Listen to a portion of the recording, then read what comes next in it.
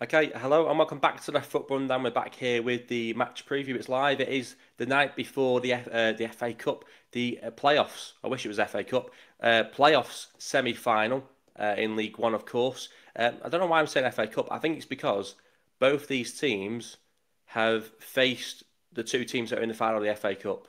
Obviously, we faced Crystal Palace there in the FA Cup, and Leyton Orient, I think, faced Man City in the FA Cup. And actually held their own for most parts in that game. But anyway, it is Stockport County against Leyton Orient, or Leyton Orient versus Stockport County, I suppose, because it is the first leg. It is the away leg first. And look, I think we've got to reflect on it. I think that we've got to say we got the tie that we wanted. I think most people would have said, let's finish third, which we did. Let's have the 12:30 kickoff. Let's get out. Let's sort of get home for a more sensible time, and let Charlton and Wickham have to deal with the sort of quarter to 8 or 8 o'clock kickoff. So I think we've got the kickoff time we wanted. I'm looking forward to it, and I'm looking forward to it a lot more now because I've actually managed to sort of get hold of a ticket. So yeah, and that's a story in itself today. Um, Anonymous Internet is coming. Adam's coming. Hello from the sunshine. We'll try and keep one earphone in to listen when I get back in. Yeah, try not to get him sacked before tomorrow, or sort of at any point really, but particularly tomorrow because I won't mind him getting me a drink. Crap, I think I accidentally ended the poll when trying to hide it from the comments. He's not a great moderator, is he? I'm gonna have to, I'm gonna have to fix this. It's fine. Who's voted? Who's voted Leyton Orient win? Because it wasn't me. We're trying to be on the train of positivity here. Leyton Orient are not winning this game, or at least in the conversation we're going to have for around the next half hour to an hour. Um, I'm really confident. I am looking forward to it. Like I say, I think the ticket situation's a story in itself. I think a lot of people have been unhappy this week, both with the trying to get hold of home tickets and away tickets, because of course even season ticket holders had to get their own seats, I believe, for the for the home leg, which I think has caused issues because then you've got everyone on the same website, which isn't the best website, at sort of the best of times. Everyone on it trying to get hold of tickets, and hopefully everyone who should have got a ticket has got one. And then yeah, I think it is just a very frustrating week for everyone, and I don't think it can be any more frustrating for the staff at the ticket office, to be honest, because for them it's their job, and that's their job's being affected by things that are probably a little bit out of their control. They didn't vote for the for future ticketing to be used. We know that that's coming to an end. I think there's a new ticketing system coming in next year, and that can't come quick enough. Obviously, Wembley, if it happens, we've got to go through one more round of future ticketing, but hopefully, fingers crossed, the future ticketing site, and not I don't mean future ticketing, I mean the next one is better. Let's be honest, can it get any worse? I mean, it can literally not work at all, but some would say that's the case with future ticketing. So yeah, hopefully everyone's managed to get all the ticket. If you have done, are you looking forward to it? And also, what time are people setting off at tomorrow for that one? If you are going to it, and of course they've opened the lounge as well tomorrow for people who can't get to the game. I'm very lucky because I managed to somehow get one last minute. This would probably a very different type of preview now. If I hadn't managed to get a ticket, I'd be a lot more disappointed. Nick Ten said, interesting to hear Chalna reference Nick Powell in his pre-match interview. I'm guessing he meant a key player on the open spaces of Wembley. I'm not sure. Nick Powell's going to be starting any games for Stockport County in the next three matches. To be honest, even if he manages to get minutes off the bench, I think that would be a big state. I think that would be a shock in itself. To be honest, I think Chalmers he's worked out the players that he seems to want to play, and I think we'll see a lot of that now. I don't think we'll see many surprises come in from now until hopefully Wembley. But I think Nick Powell is a quality player on his day. I think he's got issues with injuries, which I think even fans who sort of rate Nick Powell acknowledge that injuries have been a problem. If he didn't have the injury problems, he wouldn't have ended up being a Championship player, which then dropped down to League Two. He would have been a Premier League player because the quality's there. I think it's just obviously injuries have sort of ruined his career really, and he's certainly ruined his second season at Stockport County because he had a very good first season actually when he was on the grass, but that's not been often enough this season, unfortunately. He said ticketing system a total shambles. It's hard to disagree with that one. I mean, I was really frustrated earlier with that because I've gone on like most people probably would have done today to try and get all the tickets, and it just kept disappearing, and then it kept going back saying that actually you do still have the tickets. Then it disappeared again, and it looked like it wasn't going to load. And after about 15 minutes of that, eventually I managed to get a hold of the tickets that I'd initially selected. So relief on that one, and then obviously then it was a case of trying to get hold of the away game tickets as well, which I somehow managed to do by doing something really simple and ringing the ticket office, which someone suggested to me actually on Twitter. And I just thought to myself, I'm going to rule out ringing up the ticket office because I did that a few days ago and it was just, you couldn't get through to them. And I thought it's going to be bombarded today. And actually, it wasn't. I got pretty much straight through to them. It was sorted. I was told at 1:15 I could get a ticket if I was able to pick it up by 2 o'clock. So I raced down to Edgeley Park and managed to get hold of it, which I'm very happy about. So yeah, Nick Ten said any links for dodgy streams for tomorrow's game. Well, I'm not going to actively promote any here. It is on Sky Sports, and imagine it could be worth a trip down to the pub. I think it'll be. I've not even checked. Will it be on Sky Sports Plus? Is it on Sky Sports Football? I don't even know. I'd imagine it'd be on Sky Sports Football because it must be the only playoff game at that time in England. Who knows? Hopefully, someone can save me on in the chat with that one because I'm not aware of what channel it's on Sky, but it will be on Sky, and I think you will be able to watch it without needing to go abroad for it. So yeah, I think I'm looking forward to it. I think it's going to be. I think it's going to be an extremely tough game, of course, isn't it? Leyton Orient are not in bad form themselves. I think that they come into this in very very decent form. In fact, I've got it here. I did a little bit of prep, tried to do as much as possible. This isn't going to be as much information on the opposition as usual because it's been a bit of a busy week and it's been a bit of a last minute thing. But yeah, I think I'm right in saying that Leyton Orient are the most informed side heading into the playoffs. They're the only side in the playoffs, I think, as well, to have won in each of the last 5 matches. They've won in each of the last 6, actually, with their last defeat came against Burton Albion on the 1st of April. Of course, Burton Albion were scrapping for points in the last month to basically save their season. They managed to do that. So Burton became quite a tough team. I think they would have probably faced them just after we faced them. And what was a really good first 15, 20 minutes against Burton at the end of March, suddenly near the end felt like that sort of 2-1 lead could have slipped away. I think they put 7 minutes at a time on the board and they made it very difficult for us at the end. I think a lot of people felt Jack Stretton was going to get the goal, of course, for Burton, being an ex-county player. So, yeah, there's no shame, I suppose, in losing to a team which was fighting for points at that point in time. They've won 6 on the bounce since then. They've lost just once in the league as well since going on a 4-match losing spell between the end of February and early March. They lost to Bolton, Birmingham, Charlton and Rotherham in that period of time. And since then, obviously, just a 1 defeat to Burton. Since then, 6 wins in the last 6, I believe. So they come into this really, really strong. Obviously, County are in strong form themselves, but Leyton Orient are not to be messed with. County unbeaten in the last 8 with 7 wins, of course, during the run. County, though, conceded in each of the last 5 matches, but have come back from behind in 4 of them games. Can we keep it going? Can we keep finding a way to come back from defeat? I'm not so sure. I think at some point the luck's going to run out. Hopefully it isn't this season. But yeah, I think at some point it's going to have to.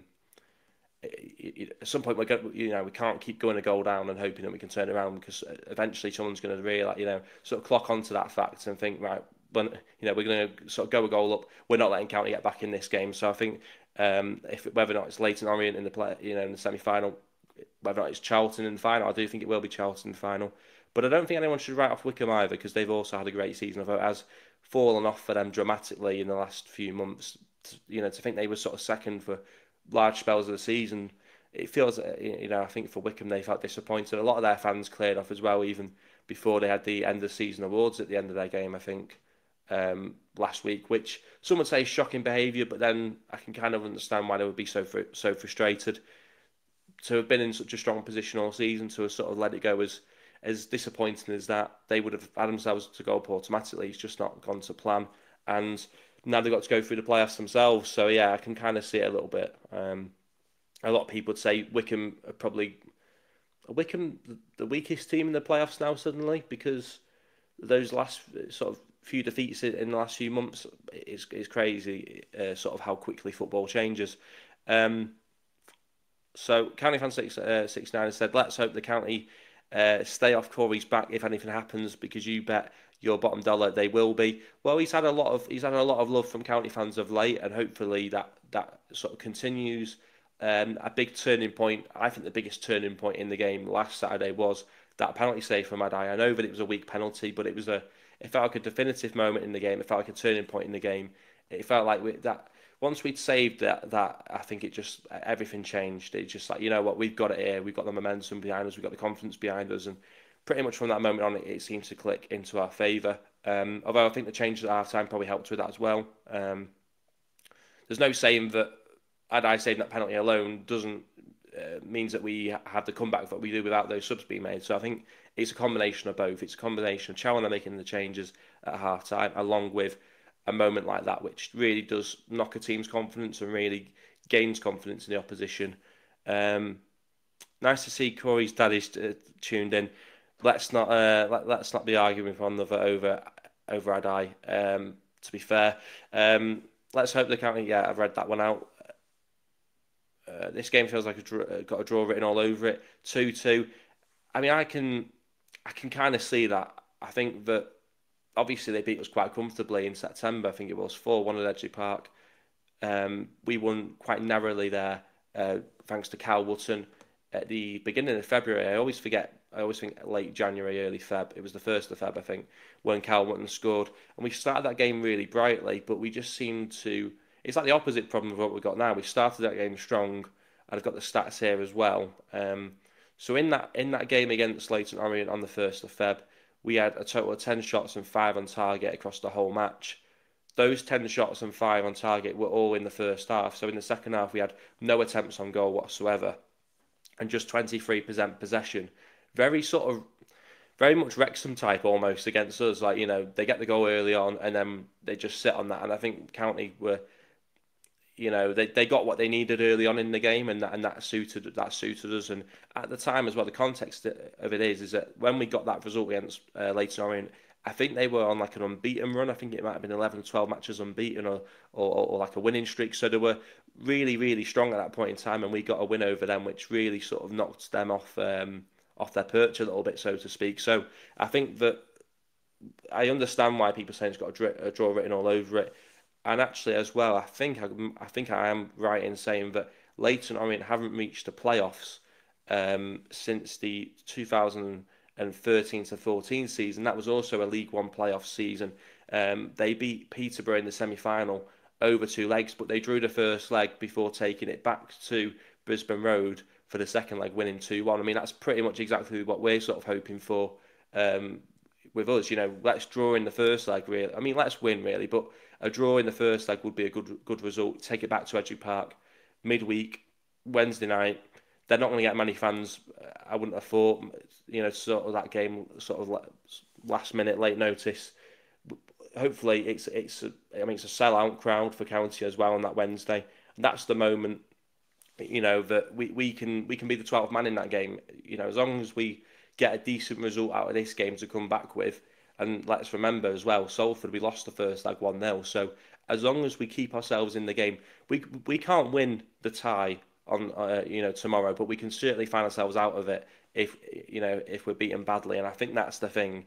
So we've got to keep ourselves in it. They'll be the favourites being at home with the form they're in as well. So I think it's really important that we manage to not get battered like we did at Edgley Park at the beginning of the season. Nick saying as well, hope your son has a great game tomorrow. We're not accusing him of being his dad. Not that would be a bad thing, although he must be a giant, Corey Adai's dad, because what is he, 6'8"?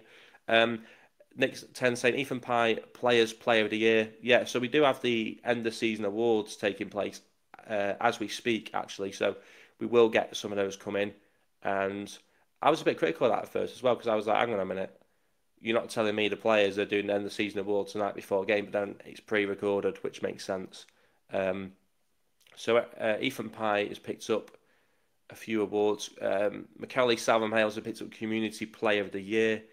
That's fantastic for him. I have seen him around the ground as well, doing a bit of stuff pre-match. So that's probably what that's all down to. So well done to Salvam Hales on that one, of course. He's hoping to be back before the end of the season as well. Ethan Pye's picked up the George Hager Young Player of the Year, so he's picked up Young Player of the Year, as well as the Players Player of the Year. So it's a double for Ethan Pye. I mean, he's been unbelievable this season. A lot of people worried that, Ethan Pye will move on in the summer. I don't think that's going to happen. I think County are going to go up, and I think that will keep him at Edgeley Park for at least one more year. I'm certainly hoping that'll be the case anyway. I was asked about this on Total Sport on Monday, about Challoner potentially leaving. I know there's been talks of West Brom potentially looking at him as well. Would I see Challoner looking to move on? I'm not sure. I'm confident he'll stay. I really am. I think that the project we got in place, being a championship by 2027, he signed up to that project. We've done pretty much most of that in the time that he's been there. In fact, all the promotions we've had from that project being laid out were sort of under Dave Challoner. So I think that he would look at it and say, I joined with the idea of my remit being 2027. Unless County end up getting to a point where they look like they're not going to reach that target, I can't see him walking away. And maybe that's a little bit naive of me. Maybe it's a little bit hopeful or optimistic of me. But I just think that he'll stay with it. I think the moment where we will probably see Challoner move on is if he gets an offer that's too big to turn down. And if County look like maybe the project's turned a bit stale, like let's look at what's happened at Salford, for example. I know they've recently had investment over the sort of last week because they realised that their project was really successful, but it's actually hit a bit of a stalling point. Teams like Wrexham have come into the equation and they've realised that they've maybe stood still for too long now, and they do need that investment. So I think that if County have got to a point where like Salford, where maybe they stop progressing, that's when I could see Challoner move on. But I think at the moment, every year has been sort of an improvement upon the previous season, and at the moment, I can't see why he would turn down. You've got to look at it as well. How well run is West Brom? Because I'm not a West Brom fan. I don't really follow what happens at West Brom. They might be really well run, I don't know. But if you're going to risk leaving Stockport County where everything's been really well run, you're pretty much on the same page as everyone. You've had the backing, or that's how it looks from the outside looking in anyway. I can't see why he would be in a rush to move on. County could be in the Championship themselves next season. So why would he leave to go to West Brom unless he really feels like there's a project at West Brom where they could be a Premier League side? Then I could understand that. I think he has just done his pro licence as well recently. If not, he's set to complete it, which would allow him to manage in the Premier League. Let's get through a few of these, of course. I'm just going to keep up to date as well with what's happening with these awards. So we've got a few more that have come out that would work as well. A goal of the season has been Louis Barry's against Cambridge. That was an unbelievable goal. What a way to start the season. What a way to start the season. Unfortunately, I wasn't there that day at Edgeley Park, but I was watching it on TV, and I instantly regretted not getting a ticket. I actually prioritised the Blackpool away game over Cambridge, and I should have just done both. I should have been greedy. I should have done both, because as soon as that goal went in, 5 minutes into the game, I was gutted. I was gutted, but it was a hell of a goal, and I think it's quite rightly been given goal of the season. I think there's so many. I think people could fall out very easily over goal of the season. So I don't know how they've managed to. They've just picked the first one, haven't they? I reckon they've just picked a random goal out and gone, yeah, we'll give that because it's justifiable. Any of those goals could have got goal of the season. County Fan 69 said Orient will come out as from the start. Yeah, I think they will, and that's why I think it'll be interesting to see what team County go with. Will it be a 5 at the back? Will it be a 4 at the back? Because if it is a 5 at the back, that will probably help us contain them coming at us from the start. But I think we always look better when we play with a 4. He's also said as well, anything in the QPR rumours coming in for Dave Challoner. I've not seen those ones yet, so I'll have a look out for those ones. But I have heard the West Brom ones. Again, it's kind of the same story for me, because West Brom, QPR, how well these football clubs run. Is there a project there which is better than Stockport County's? It's not just about who's in a higher league at this point in time. And I think Dave Challoner's smart enough to understand that. He was when he left Hartlepool to go a division down to join Stockport County. For me, with Dave Challoner moving on, it's all about the project that's there. And I think that he will look at the project. He won't look at what division they're in necessarily. I don't even think he'd look at how much is being offered. And maybe that's extremely naive of me. But I just think he will look at it as what is the project? Is it a better project? Is it a project which I can see myself fitting into more? Is it one that I can see actually getting to the finish line? Because anyone can outline a project. Salford have just outlined one. They want to be in the Championship by the next 5 years. That's great.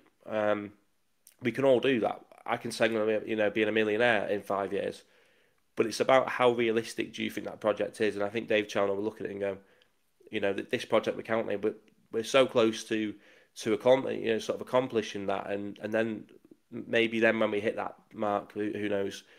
I think if we go up, I think he'll go, okay, well, where do we go here? What is the plan now? We've reached the championship sort of 2 years before we wanted to. Where do we go from here now?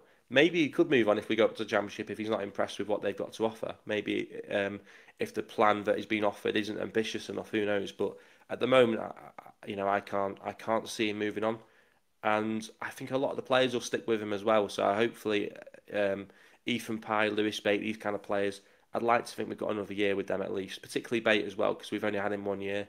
And I've always said this as well. I've said about Chelna, as much as he's done great things for us, we've also done great things for him. We've allowed him to elevate himself as a manager. We've given him the platform to be a manager that is now in League One. He hadn't done that before he came to County, so we give him those opportunities as much as he's given us those opportunities, and I think it's kind of the same, or I look at it in the same way with the players. It's like Lewis Bate. We've given him that platform to go and have a year in League One and show what he can do at League One level. So I'd like to think that he would stick with us another year. I think if we go up, I think he'll stick with us. I think there's a chance he could go if we don't stay up. Ethan Pye, I've always felt maybe might be a bit more sort of loyalty there, sort of more local from the area. So maybe there's a bit more loyalty there, but maybe I'm being extremely naive. County Fan 69 said, I won't be really unhappy if we don't make it this year. Have we got the budget to play in the Championship? And this is, I think, something we kind of said all season. Have we got the budget in place? Can we compete with these teams in the Championship? I think we could, because I don't think we need to really. I don't think you've always got to spend loads of money. Obviously, it helps, but people can spend a lot of money and get it very, very wrong. So, if the recruitment is as good as people say it is, if we can be as, I mean, look, what we've got to remember as well, we picked up Lewis Bate on a free transfer, and look, he's an unbelievable player, and we'll make a large profit on him if and when he moves on, you would think. So there's one example already. I think that we have recruited well with players, although it's been questionable. It has been hit and miss in my opinion. We've got some players. We've got it right with a lot of players as well. Tantor Alafi's been a brilliant signing when you look at it. As well, Jaden Fevrier over the last few weeks, we're seeing a little bit more as he's getting in the team. We're seeing, okay, that's why we've signed him. The same with Diamond. So, if we can get the recruitment just as good as maybe in the past, as relative to the division we're in, then I think that there's a chance we could compete. I also think a lot of the core of this squad would be, or I say would be, but could deal with in the Championship if those 3 or 4 or 5 players you bring in are capable of playing in the Championship. I think if you get 3 or 4 that can carry the squad, I think the core of it is actually capable of it. But for me, it's not even a problem if we go up and we can't stay in the Championship, because we'll be a better team for it. And if we come down, there's always a chance you can yo-yo. I wouldn't mind those yo-yo in between League One and the Championship at all. I think that would actually be a good thing. If you can yo-yo between those divisions for a couple of seasons, maybe that 4th or 5th time you go up to the Championship, you're actually able to consolidate. So I don't think it's a bad thing if we go up. I know some County fans will say, "Oh, let's not go up yet. Maybe we're not ready for it." But you've got to take the opportunities that come at you in life. You never know what's around the corner, and that can go both ways. So we might go up next season, do surprisingly well. We've always done that, sort of under Dave Chalmers previously. So we could go up and do really well. We could also not go up and never get to this position again, or not for a long time. So we don't know what's around the corner. We're not any more safer not going up than we are sort of going up, if that makes sense. There's no guarantee that if we don't go up, we'll still be near the top of League One next season, because there's teams that I want. Look at Peterborough. They've been a team in the playoffs in sort of the last few seasons. I think they've been miles away from it this season. There'll be sort of teams, Bolton, there'll be teams that want to get back to that point, Blackpool, So there's no guarantee that, okay, we don't go up, we'll just sort of maybe try and go up next season. That opportunity might not be there. So I'm always wary of that. Take the opportunities that come at you, because you never know, those opportunities might not come back again. So yeah. Right. Ethan Pye's picked up Young Player of the Year, Players Player of the Year, and Player of the Year. Incredible for Ethan Pye. That's just trying to keep him at the club. They're all voting for him. Academy Scholar of the Year as well has gone to Joe Hillary. I've heard that name before. I think he's possibly a little bit on the brink of the first team. He may be someone that gets a bit of a run out in the pre-season. Probably needs a loan behind his belt if he's going to get moving. We've not seen much movement on academy players of late, have we? We looked like maybe a year or so ago, it looks like Cody Johnson might have had an opportunity getting into the first team. He had obviously started that game at Sheffield Wednesday in the League Cup at the beginning of last season. He's not seemed to have been given the opportunity to kick on. He's had a few loan moves, I think Kingsland being one of them. The same with Ashton Mee, I think, has come back maybe the last few months. He's not been close to it. So we don't know what's going to happen with the academy, but I do think that a lot of money's probably been put into it, and I think over the next sort of 5 to 10 years, we'll start to see players come through that academy, and I think it's a really exciting time for the club. There's no doubts about that. So Dave Chandler isn't even in the betting for the West Brom job, is he not? I saw an article about it. I think might have been the Football Insider or something the other day. So maybe there probably isn't anything to that. I wonder if here we go. I wonder if Barry's price has come down a bit since he got injured. Be nice to buy him. I mean, I think we'd have to go up for that. There's a chance, isn't there? There's a chance. But I think they'll put a county tax on it. You know, like, oh, what you want to sign? You want to sign Louis Barry? Well, look how good he was for you. So that's going to cost a bit extra. Who knows? But also, as well, there's two ways of looking at it. If his price has come down because the injury he got, then that might mean that Villa knows something more than what we do, and that might be that actually they've got a heavily injury-prone player on their hands, and that's why they would be devaluing him. In which case, you don't really want to take a risk and buy him, yourself, sort of thing. So it would be a dream to get Louis Barry on a permanent if it's going to be a Louis Barry which is fit and firing, and because there is a little bit of a question mark over a proneness to injury. Obviously, picked up an injury last season, which ruled him out for a large part of the season. He's picked up an injury in the second half of the season with Hull, which has seen him not really get going in a Hull shirt. So I'm not aware of what all the injuries are, and they might just be coincidences. But I think you've got to look at it. He's a young player, but he's picked up 2 or 3 big injuries in the last 2 years. Is the question marks over not his ability to play the majority of the season? Because if that's the case, would you really want to have him on your books and sort of pay a big transfer fee? But yeah, I think it's one to keep an eye on. Certainly if we go up, I think it's one to keep an eye out, because let's face it, he's not going to. I don't see him playing for Aston Villa. Not because I don't think he could do it. I just don't think he's going to get the opportunity to. I think he's probably trying to get into the Aston Villa team at the worst time possible in the last decade. I think it's the hardest time to get into that Villa team at the moment as an academy player, because they're just, this is the best spell Villa have been in for a long time, isn't it? So yeah, like I say, one to keep an eye on. I'd be incredibly excited if we were able to get our hands on him, but it depends on what version of Louis Barry's coming through that door in the summer. Dave Chandler is very clever tactically. I think Pye will be a target. Yeah, I mean, look, I want to get people starting 11s in as well, because I think this is going to be interesting. I've gone with, and this is obviously dependent on players' availability and stuff like that, but as far as I'm aware of, these players not injured, I'm going to go with a flat back four, a 4-2-3-1 formation. Obviously, Adai in goal. Back four, Noel, Hills, Ethan Pye, and Ibi Toure as the back four for me. I just think, look, I thought about maybe putting Rydell in there. He obviously came on, had an impact in the second half last Saturday against Wycombe, but I just think that Ibi Toure, we're going to maybe be under the cosh a bit more against Leyton Orient, and I just think, Toure's a proper defensive fullback. He's not great going forward, granted, but I just think in this kind of a game, to offer a bit more balance to the team, Ibi Toure in at left back with that defensive look. You might have to change at half time. There's no shame in that. We did it last Saturday. It turned the game around, so that might be the case. But I think start with Toure, bring in Noel from the start, who obviously came on, last Saturday. I think Fevre looked a lot sort of better in that second half once he had a sort of right back behind him. Obviously, Hills and Pye have been a great partnership.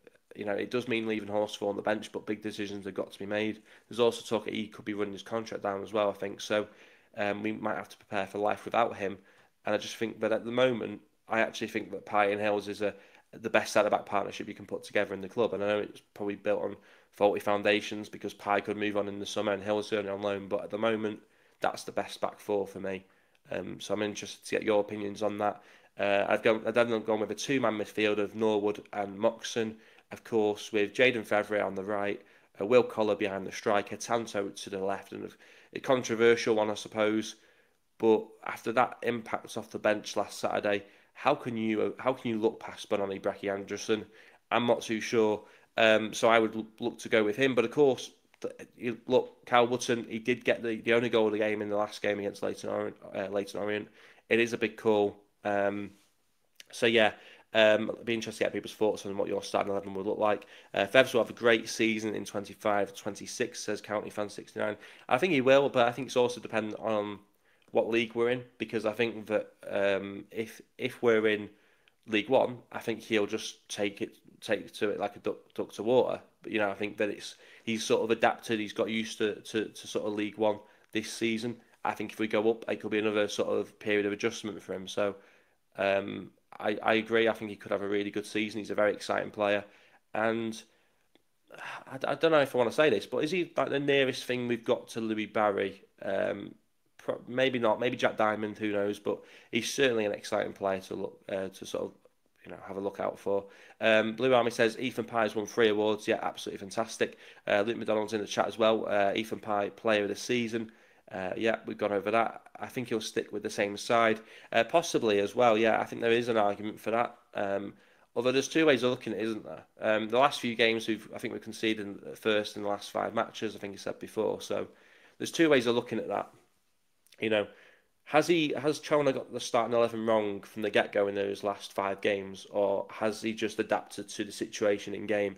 I'm not sure. I think sometimes he probably has picked the wrong starting 11. I think the good thing is he's managed to find a way to turn the game around by making subs at half time, and that's the one thing I will always say as well about Chalmers. Whether or not I think he gets the wrong starting 11 at times, he always finds a way to turn the game around with subs. He's not afraid to make subs at half time, and I think that's something that's quite a bold move. And who knows, maybe if Gareth Southgate had taken a leaf from Chalmers' book, maybe we'd all be been celebrating a sort of Euros win last summer. Who knows?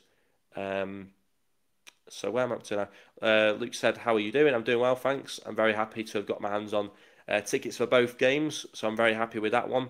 It's been an absolutely mental day. Do you think we'll sign another goalkeeper, Youngen and Corey Adai? It's an interesting question. I think it all sort of pins on what happens with Ben Hinchliffe in the summer. Some people saying he could leave. I don't think he's leaving. I think he's going to stay at least 1 more year. I think it was a 2 or 3 year contract he put pen to paper on, so he'll stay another year. But if we go up with Adai in goal, and let's say he has a big say in it, let's say goes to penalty shootouts at one point, how can Adai go into the new season not being number 1? And then at what point does Hinchliffe think, actually, do I still want to be here on the bench? Maybe I've got a year left in my career. Could I have that somewhere else? So I think it's going to be interesting what happens with the goalkeeping situation this summer. Obviously, we've got a few young keepers already on the books as well. I think that could be one to look out for in pre-season. But yeah, I don't know. I don't think we will dip into the market for a new goalkeeper, to be fair. I can see why you're asking the question. Blue Army said, "You guys going Orient?" I am now. I didn't know I was at 12 o'clock today, but managed to sort it. Very happy with that. Leaving at 6:15. Yeah, I think I'm leaving at 6 o'clock. So it's going to be an early start for me. I hope Sky Sports is better than last weekend was so bad. Yeah, they would have been overwhelmed with the amount of matches they had on, I think. I think Leyton Orient top scorer, who knows, we could get him. Yeah, Charlie Kelman, actually, I had a bit on him. He's obviously the top scorer for, well, not just for Leyton Orient, in the whole league. He's the top scorer, 21 league goals. I think it's actually 25 goal involvements this season for him in the league. I think he's top of that charts as well. I know some fans are a big fan of the goal contributions stat. So Charlie Kelman's top of that one, 21 goals, and I think it is 25 in all. In the league with goals and assists. Though he did fail to score in each of his last 2 games of the season. He also failed to score in both games against County already this season. But before failing to score in his last 2 matches, he had actually been on a run of 6 in 4, which is incredible. Of course, that is multiple goals in some games, but it's still incredible. And he is going to be someone to keep an eye out on. I think he also scored against Manchester City as well in the FA Cup, showing his quality there. So he's going to be someone to look out for. He's the obvious target. They've also got other players as well, I think, to keep an eye out. Jamie Donnelly or Donnelly is one to keep an eye out for as well. I think is it Ajay as well. I think scored against us in the defeat at the beginning of the season in September. So yeah, I think there's a handful of players to look out for certainly, and obviously they'll be aware of the threats. Um, I wouldn't mind Keeley, to be honest. I'm not aware of what that is, so you'll have to give me a bit more context on that one. But he had a flying in now. Um, County Fan 69 said Adai in goal over Ben for Pens all day. Well, at the moment that's certainly going to be the case. Yes, Adai big in goal. Seen a good few podcasts this week about the games. Yeah, I'm looking forward to it. I'm really confident actually. Blue Army said I do like Corey, but a few fixes need to be made with his decision making.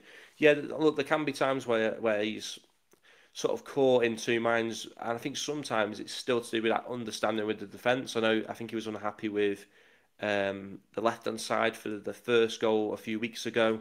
He was sort of caught in two minds: do I come out? Do I stay back? And then in the end, he was almost caught in no man's land because he hadn't made the decision quick enough. But I think sometimes, and maybe I'm not harsh enough on Adai at times, but I just think maybe that is also to do with the back four and how they are working with him as well. So yeah, maybe his decision making does need working on. I think the other thing as well is sometimes everyone says, "Oh, you want a big keeper, you want a tall keeper," in sort of in goal. But I almost think sometimes with Adai, he's almost too big, he's almost too tall. That it's quite hard for him to get down low quick for those, like sort of low corner shots. I think they're probably his weakness at the moment.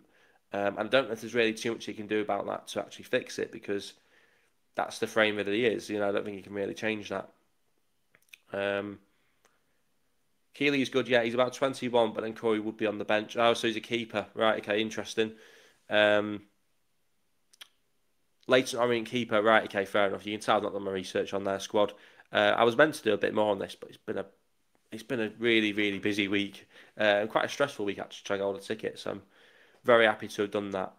David Chandler said we was after their number 7 in his preview. Yeah, I heard that. I was listening to it a little bit briefly before I started it. There was somehow someone that we went in for at one point. Um, I've just seen it. I'm going to read that on the site, but I've just seen it come in. I would have Dave Chandler over Richie Wellens all day. Yeah, absolutely. Unbelievable manager. Sorry, I shouldn't be saying that, should I? If anyone's listening, any football clubs listening, Dave Chandler, terrible manager, wouldn't look at him. Surprised he's got us this far. He's probably all the assistants at work. Don't want anyone touching him, do we? So, do I really have to read this out? Ross Barkley signing for us? I don't think so. I remember that rumour though, and I remember speaking about it, and I knew it was a lot of rubbish when I decided to speak about it. I just thought, why not? Who's the number 7 for Leyton Orient? Well, I'm just going to double check that. Do I have squad numbers here? Do I have squad numbers? Right down the bottom of this list. Daniel Ajay or Adji is their number 7. I think that's the guy Challoner said that we were in for at the beginning of the season. Just want to say as well to anyone that's watching live, don't forget to smash the like button. It does help. We've done well as well, 38 minutes in, and I feel like we've not really covered too much about the game tomorrow in a weird way. So that's who their number 7 is, Blue Army. It's Daniel Adji or Ajay, however you pronounce it. Don't come to me for pronunciations, honestly. Kelman, yeah, obviously we know he's going to be a threat. But look, we've got our own threats, haven't we? We've got Wootton. He scored in the last game. I'm joking. Now, I think to be fair though, I've gone with Anderson to start. That's controversial. Wootton, he's a lot of people's favourites, and I think that like I say, he did get the goal last time. He did go on a decent run himself a few games ago. I think it was four in 4. So yeah, maybe wouldn't look past Cal Wootton getting on the score sheet tomorrow. Leyton Orient, their record in the playoffs. I think they've not been in it for 9 seasons. I think it is 10 seasons. Leyton Orient. I think the last time they were in the playoffs, they lost in the final to Rotherham. So I mean, let's face it, Rotherham are a million miles away from being at the top of League One this season. I said they finished 17th, and everyone was saying they'll get second, and that, not everyone, but I think Rotherham fans were saying that, and that went well, didn't it? Um, Here we go. Blue Army said Anderson isn't getting enough chances put his way. Do you mean in terms of starting games? Because if that's the case, I definitely think that's the case. Because for me, he can score goals. He can score a variety of goals. He's 19 years of age. He's quite fairly tall for as well. I think he's not like the tallest, but he's fairly tall. He's quite big. He's fairly quick as well. So he's quite well rounded, especially for someone of his age. And I think, yeah, I think that there's certainly a player there. I think he's been unfortunate the two games he's had to start, Bolton and was it Lincoln maybe or Huddersfield. He started two games, and both those games were games where we did not play well in that first half. And I just think that, like I say, Bolton was a really tight game. It was decided by just that one goal, the individual quality from Tanto Alafi. I mean, that was a contender for goal of the season, in my opinion. But I understand why Barry got it with that Cambridge one. But yeah, it was a game of very few chances, and I just think Anderson was hooked at half time. It wasn't really his fault. I think that there was a game a couple of weeks ago. I can't remember which one it was now, but he come off at half time, and then we turned the game around. But I think if you'd had him on the pitch for when Fevre came on, I think that you win that game anyway. And I think also as well, he could have easily had a goal himself. So I'm a big fan of Anderson. Finishers like Kane is what Blue Army's saying, and I do agree with that. Maybe not quite to that level. I mean, talking Harry Kane, ex-player of Leyton Orient, I think. So that's a nice little sort of reference in there. But yeah, Anderson is. I think everyone said it. The club is most natural finisher is what's been said. And you can see it when the impact he has when he's on the pitch. We seem to move the ball quicker. We seem to. I don't know. He just seems to get it a bit more involved in the game, and I just yeah, there's something about him. And every time he's on the pitch, you've got a feeling that there's going to be a goal. And I'll be honest, I just don't necessarily have that with Button. I think Button does offer extra or maybe different qualities, but I think that actually Benno's a more rounded striker. I think that he can link play fairly well as well. Obviously, there's things he's got to work on, but you're sort of looking at someone that's 19 years of age. I don't think we look like we're missing much when he's in the team. So yeah, I mean, I'd like to see Fevre play with, obviously Diamond can't play this leg. He can be back for the second leg, I think. But I like the idea of Fevre, Tanto, Diamond, Anderson, these kind of players. I think we'd be, look a lot more threatening up top with playing to our strengths a bit more. But maybe not everyone is thinking along the same wavelength there, and that's fine. We've all got different opinions. Luke McDonald said, "Here's a question for you: if Lewis Bate goes, which I didn't think he will go personally, but I think we'll get promoted to the Championship. I think Coventry City was after him. Uh, who who will be captain? Okay." I mean, there was a bit of talk about, was it Coventry was linked to him in January? They were like, he was injured for a few games. They said, "Oh, he's going to go." The injury wasn't genuine. People were saying it was like actually just a cover up because he was going to do a transfer. I think that was around the time. I think it might have been Coventry City was linked to. Who would be captain? I mean, maybe Ollie Norwood. I think Mutton sometimes gets it as well when Bate doesn't play. But for me, it'd be Ollie Norwood if he's going to stick around another year.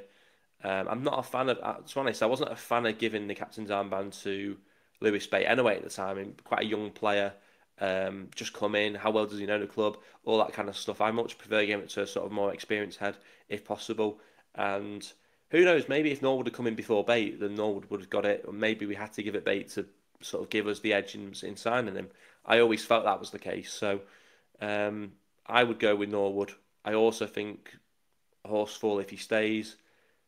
But maybe it is sort of slim pickings. I'd be interested. I mean, there's a question for the chat. It's a very good question as well. Who would be the captain if Lewis Bate was to move on? Who would be your ideal captain? Put it to the chat. I'm going to go with Ollie Norwood. That was Lincoln when he last started for last Saturday. Yeah, the Saturday before last. Yeah, I thought it was. To be honest, I got my games mixed up with Huddersfield and Lincoln because of how quick. I mean, it was it was the bank holiday Monday, wasn't it? Huddersfield, and it was all the matches been all over the place at the moment. Nick Ten saying I'd start Anderson for the playoff games instead of Wootton. Thoughts, guys? I mean, that's criminal to say that apparently. Um, Luke's saying I would like to see Benno could last our. I'd like to see Benno for the last hour or so. Um, what's your thoughts on Tanto? Just like I think he looks tired, just like maybe just me. Um, I'm a big fan of Tanto, but I think that maybe Chalna thinks he looks tired because he seems to take him off quite a bit. Which is actually to my frustration because I think Wotton. I think Tanto's an incredible player. And I think I've said it loads of times about that pace that he offers in behind. It's a threat to oppositions, and I think that sometimes when you take a player like Tanto off, maybe sometimes you lose that element of pace, that threat in behind, and teams can push up and they feel a lot more relaxed. I mean, if you take Fevre and Tanto off, a lot of your quickest players late on in the game, let's face it, no sort of opposition defence is going to be looking at Carl Woodson and think he's going to get the running in the air, unless the defender's about 40 years of age. So maybe people think I'm being harsh on that, but I just think that's the case. Like if I was setting up a team and then against County and they'd taken off Tanto and Fevre and they just left Wootton up top, I'd look at it and think, okay, well he might be able to beat my players in the air, but he's not going to beat them in a foot race. So I would push up and that. So I think that's always the thing.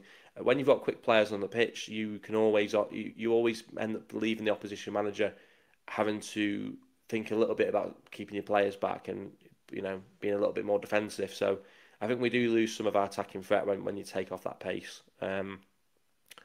I don't know. I don't think he's looked tired, but maybe Chalmers thinks that because he has been taking him off a lot of late. Nick Ten said as well, thoughts on Will Collars revealing he's not been offered a contract extension yet. I think he's worth a new deal. I saw something about that actually, and I did say I was going to listen to it, and I just didn't get a chance in the end. But if that's what he said he's not been offered a new contract. Is this Sarcevic all over again? Is this Madden all over again? Is this a case where players that have given us so much in their career, maybe thinking we've got to move these players on now? Who knows? I mean, I think the difference is with Madden and Sarcevic, they were in their sort of mid-30s, I think, whereas Will Collis probably approaching his prime, 28, 29 years of age. If he's not been offered a new deal, there's two ways of looking at that. They must be incredibly confident that they're going to bring in someone who's better than him.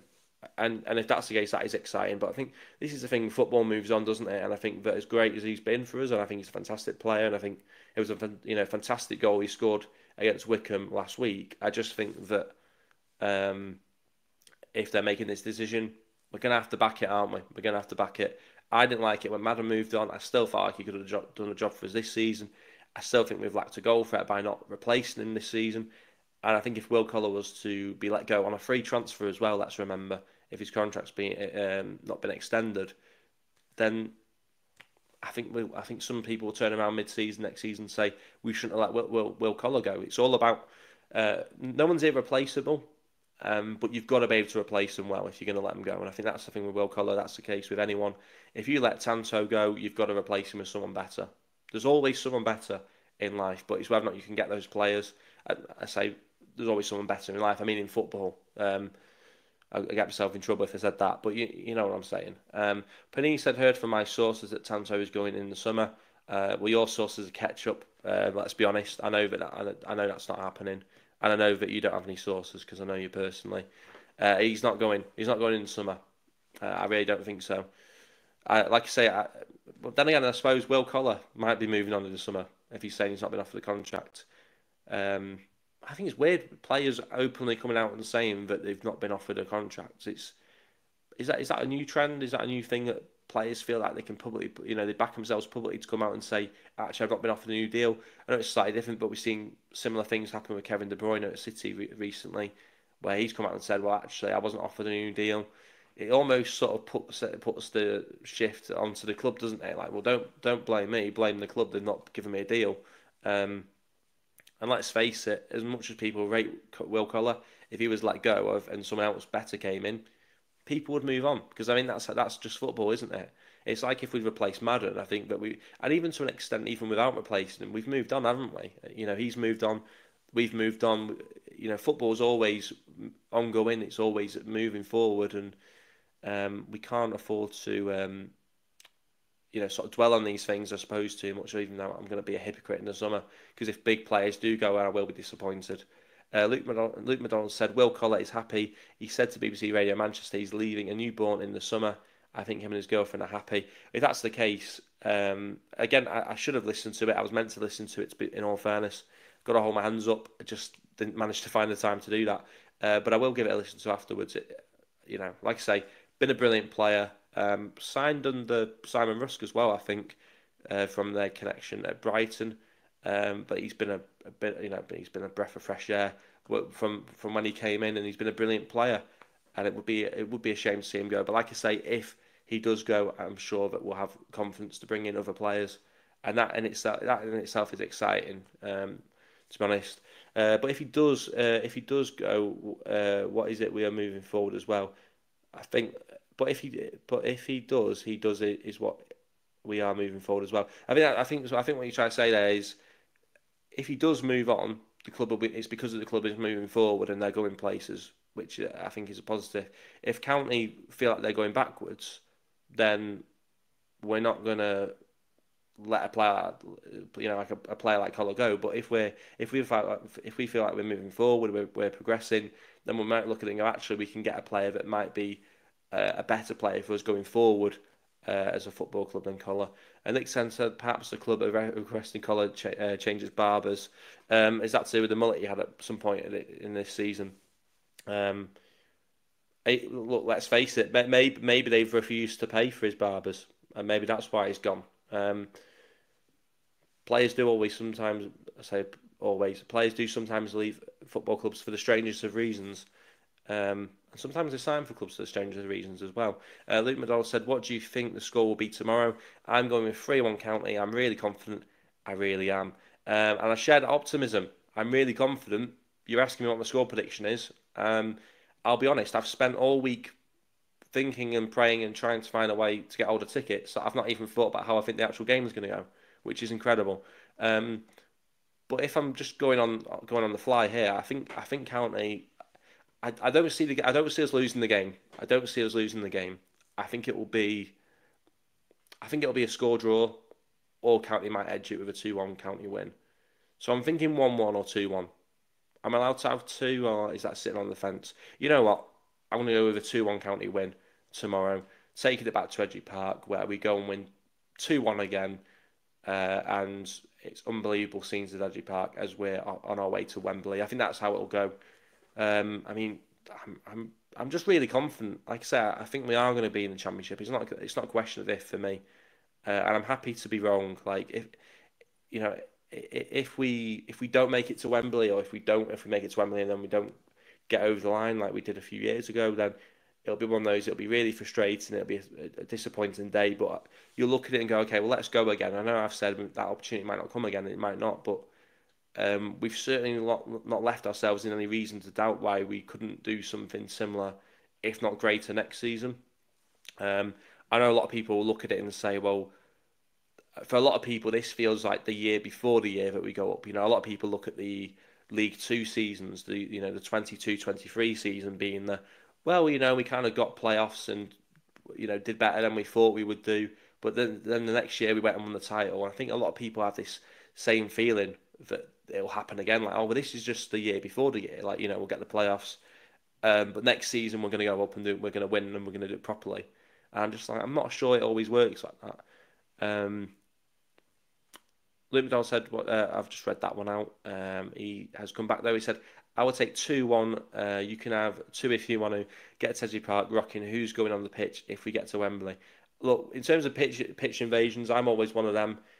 If we're allowed to do it, and other people do it, and to the point where they're like, yeah, everyone can just get on, I'll be on there. But I'm not going to be at the forefront of that. I'm not going to be leading it.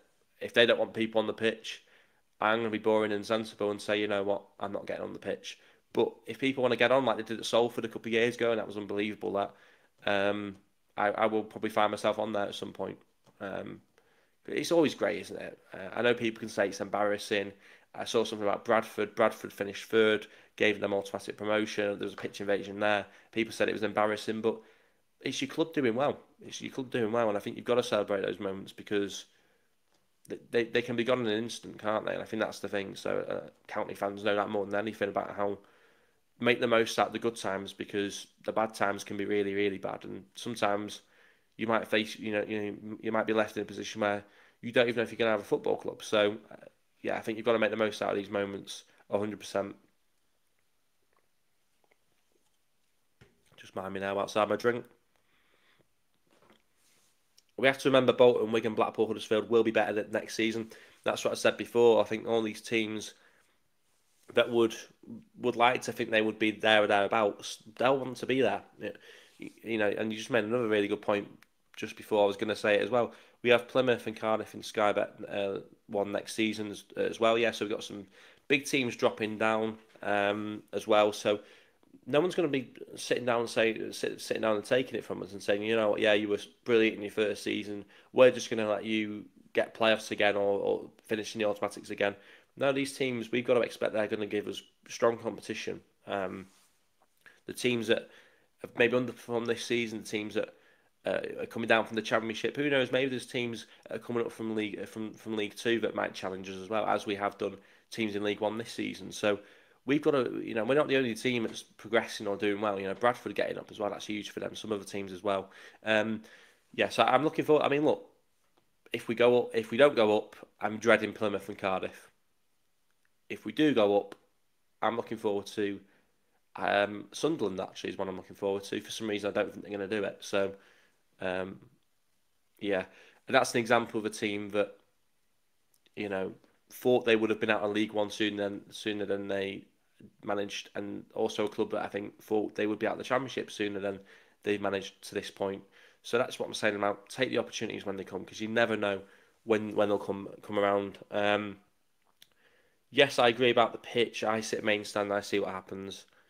Yeah, I'm in the cheer line on Wednesday, so if I see, I suspect, hopefully, it's, those last few minutes, we know we're going through, hopefully, it starts to build, doesn't it, in the last few minutes, everyone gets to the front, and then that final whistle goes, and everyone gets on the pitch, then I'll probably just, go and wander on a little bit behind.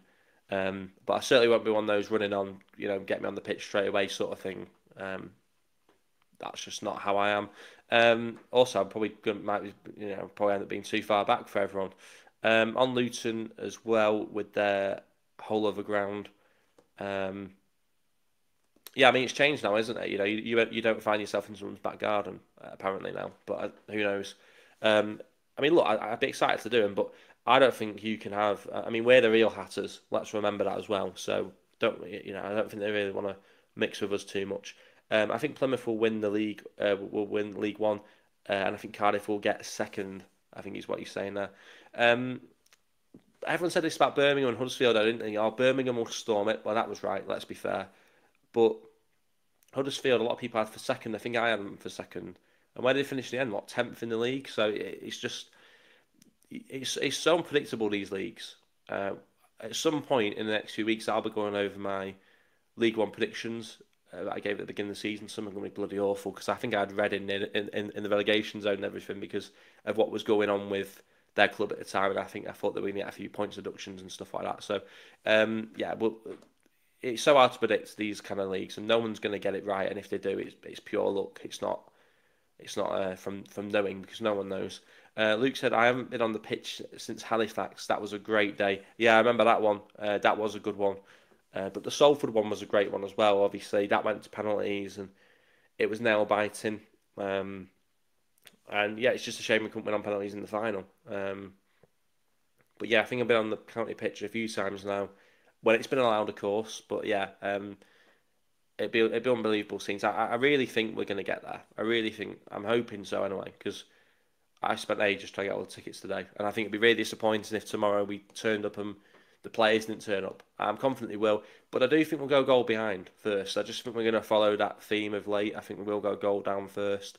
I think it will be later on in first half. I think they'll score early as well, and then I think County will respond. Maybe just before half time with a goal. Maybe they've got to make changes at half time, and I think the second half will be County's half. Hopefully, that has been the way it's gone recently. Pardon me. So it's quite an easy thing to say, isn't it? Like, oh yeah, we'll turn it around in the second half, because that's been happening. But at some point, that won't happen. But hopefully, that doesn't hit us this season. I didn't expect Birmingham to do as well as they did. I thought that would they would win, but not like they have done. To be fair play to them, yeah, I'm kind of in that boat as well. I thought Birmingham would win it, but I think that I would have thought they would have had a little bit more competition. It felt almost too predictable that they were going to storm it in the fashion that they have done.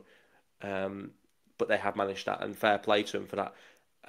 I actually think as well. I mean, if County kept Louis Barry all season, would they have taken it to Birmingham a bit more? I'm not saying they would have beaten Birmingham, but would it have been a closer points gap between County and Birmingham than it was between Birmingham and Wrexham? Who knows? I'm just pointing out there. I'm not necessarily saying I thought it through and think that is the case, but it has crossed my mind sometimes. Um, Maybe a bit more firepower up front for County. Maybe if we'd start playing Fevre a little bit more early on. I know injuries have affected and stuff like that, but maybe if we'd started to field the team that we've had a little bit more recently, earlier in the season, we might have, because we've actually killed games a little bit more recently. Wickham, we kind of took the sword to Wickham, in that second half. Even Huddersfield, okay, it was only 2 goals, but it felt like we were really on top in that second half. Lincoln, obviously, a load of goals in that second half. We're showing now that we can actually put a serious amount of goals past teams when we want to. So we just got to work on how can we do that from the get go. How can we become a more stable team? How can we win games comfortably without having to go a goal down and in the first half? That would be nice. And I think Dave Chalmers said that it would be a nice habit to get out of. But of course, it's only a nice habit to get out of if it means that you're trading it with winning or leading games first and then maintaining it, obviously.